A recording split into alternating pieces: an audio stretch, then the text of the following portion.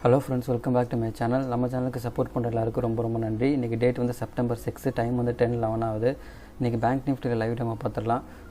So video வந்து நீங்கள் high ரெசல்யூஷனில் கடைசி வரைக்கும் ஸ்கிப் பண்ணாமல் பாருங்கள். ஸோ இப்போ நான் என்ன பண்ணியிருக்கேன்னா, bank nifty 50 minutes time frame chart நான் ஓப்பன் பண்ணியிருக்கேன்.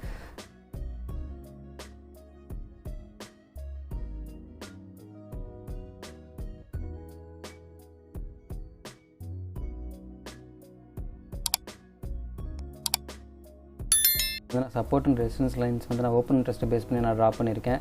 ஸோ இந்த ஒவ்வொரு லெவலும் வந்து பிரேக் அவுட் ஆகும்போது வாலட்டாலிட்டி அதிகமாக இருக்கும். ஸோ அதை வந்து நம்ம பயன்படுத்தி ப்ராஃபிட் புக் பண்ணலாம் நான் வந்து வெயிட் பண்ணேன். அதே மாதிரி பிரேக் அவுட் ஆயிடுச்சு. நான் வந்து இப்போ என்ட்ரி கொடுத்துட்டேன். நான் வந்து 39,700 ஸ்ட்ரைக் ப்ரைஸில் புட் ஆப்ஷனில் 2 லாட் வந்து நான் பை பண்ணியிருக்கேன். ஸோ எப்போ என்ட்ரி ஆனால் 10:13 வெயிட் பண்ணி பார்ப்போம் இந்த ட்ரேடில் எவ்வளோ ப்ராஃபிட் புக் பண்ண முடியுதுன்னு. ஸோ ஒரு பிகினராக இருந்தீங்கன்னா கண்டிப்பாக ஸ்டாப் லாஸ் போடுங்க. ஸ்டாப் லாஸ் போடாமல் ட்ரேட் பண்ணாதீங்க. ஓகே, இப்போ டைம் வந்து சரியாக 10:24 ஆகுது. நான் வந்து இங்கே ஒரு ட்ரெண்ட் லைன் கூட நான் வரைஞ்சிருக்கேன். அதாவது மார்க்கெட் இந்த இடத்துல வந்து ரியாக்ட் ஆகிருக்கு, டச் ஆகிட்டு மேலே போயிருக்கு, மறுபடியும் இங்கே டச் ஆகிட்டு மேலே போயிருக்கு. ஸோ இந்த இடத்துல வந்து இப்போ பிரேக் அவுட் ஆகிட்டுருக்கு. நான் ஆல்ரெடி என்ட்ரி கொடுத்துட்டேன். நான் வந்து இந்த இடத்துல நான் வந்து என்ட்ரி கொடுத்துட்டு இப்போ நான் இந்த லெவல் வரைக்கும் வரும் நான் ப்ரிடிக்ட் பண்ணி, அதே மாதிரி இந்த லெவல் வந்து டச் ஆகிடுச்சு. நான் ட்ரேட் வந்து இன்னும் க்ளோஸ் பண்ணலை. ஏன்னா இந்த பிரேக் அவுட் டைம் அப்போ கொஞ்சம் வாலட்டாலிட்டி அதிகமாக இருக்கும். அதனால் நான் வந்து இன்னும் ப்ராஃபிட் புக் பண்ணலாம் நான் வெயிட் பண்ணுறேன். ஸோ இங்கே பார்த்தீங்கன்னா உங்களுக்கே தெரியும், இப்போ கீழே இறங்கிட்டு இருக்கு. ஸோ இந்த இடத்துல வந்து ஒரு பிகினராக இருந்தீங்கன்னா கிடைச்ச ப்ராஃபிட்டோட டக்குன்னு வந்து க்ளோஸ் பண்ணுங்கள். ஏன்னா எந்த நேரமும் ரிவர்சல் ஆகலாம். நீங்கள் ரொம்ப நேரம் ஹோல்ட் பண்ணாதீங்க. அதே மாதிரி அதிக லாட்ஸ் வாங்கினீங்கன்னா டார்கெட் ப்ரைஸ் வந்து ஒரு 10 ரூபாய் வைங்க.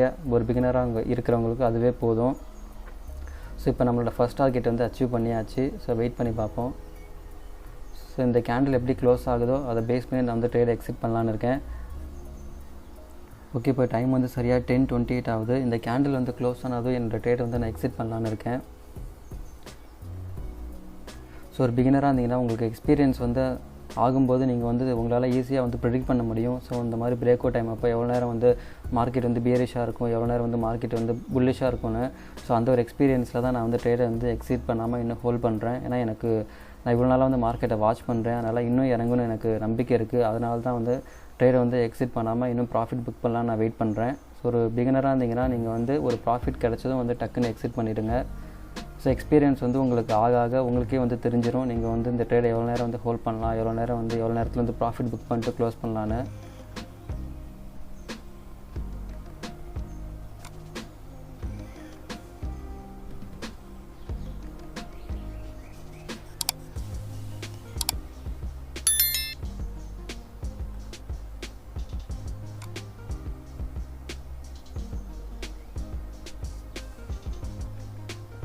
இப்போ நான் என்னோடய ட்ரேட் வந்து எக்ஸிட் பண்ணிட்டேன்.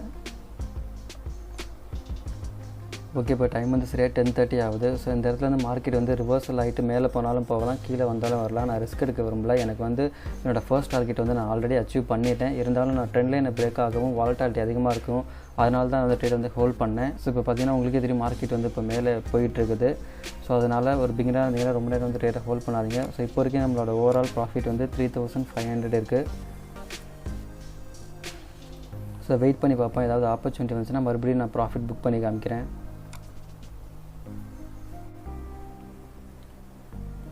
ஓகே, இப்போ டைம் வந்து சரியாக 1:43 ஆகுது. ஸோ மார்க்கெட் வந்து இன்றைக்கி ஓப்பன் ஆனது கொஞ்சம் கேப் அப்பில் ஓப்பன் ஆகிட்டு, ஸோ இவ்வளோ தூரம் கீழே வந்திருக்கு. கீழே வந்துட்டு என்னோடய ஹை லெவல் அது வரைக்கும் மார்க்கெட் வந்து டச் ஆகிட்டு இப்போ கீழே வந்துட்டுருக்கு. ஸோ இது வந்து ஒரு நல்ல மூமெண்ட். இன்றைக்கி நான் வந்து மார்னிங்கே வந்து ப்ராஃபிட் புக் பண்ணேன். அதுக்கப்புறமேட்டு நான் எந்த ஒரு ட்ரேடும் எடுக்கல. என்னோடய என்ட்ரி டைம் வந்து 10:13, எக்ஸிட் டைம் வந்து 10:29. அப்ராக்சிமேட்டாக ஒரு 15 மினிட்ஸில் என்னோடய ட்ரேட் வந்து நான் க்ளோஸ் பண்ணிட்டேன். ஸோ இன்றைக்கி வந்து நான் புட் ஆப்ஷனில் 2 லாட் வந்து பை பண்ணேன் 39,700 ஸ்ட்ரைக் ப்ரைஸில். என்னோடய என்ட்ரி ப்ரைஸ் வந்து 321.85, எக்ஸிட் ப்ரைஸ் வந்து 394.30. ஸோ என்னோடய ஓவரால் ப்ராஃபிட் 3,500 சம்திங் சார்ஜஸ் போக. ஸோ இப்போ நான் அந்த ட்ரேட் வந்து எப்படி எடுத்தேன்னு உங்களுக்கு எக்ஸ்பிளைன் பண்ணுறேன். ஸோ மார்னிங் வந்து கேப் அப்பில் ஓப்பன் ஆனதும் நான் வந்து சப்போர்ட் அண்ட் ரெசிஸ்டன்ஸ் லைன் வந்து நான் ஓப்பன் இன்ட்ரெஸ்ட்டை பேஸ் பண்ணி ட்ரா பண்ணியிருந்தேன்.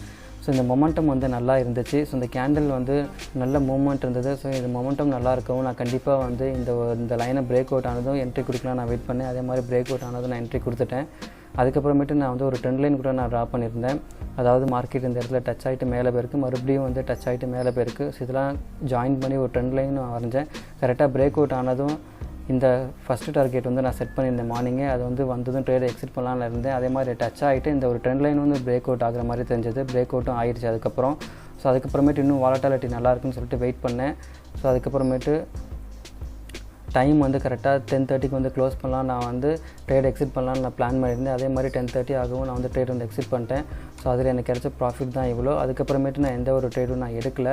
ஸோ நான் பிகினர்ஸ்க்கு வந்து அடிக்கடி நான் ரிப்பீட்டடாக சொல்கிற ஒரே விஷயம் என்னென்னா, ட்ரெண்ட் லைன் பிரேக் அவுட் ஆகும்போது ரொம்ப நேரம் ட்ரேட் வந்து ஹோல்ட் பண்ணாதீங்க, ஸ்டாப் லாஸ் போடுங்க, ஸ்டாப் லாஸ் போடாமல் ட்ரேட் பண்ணாதீங்க.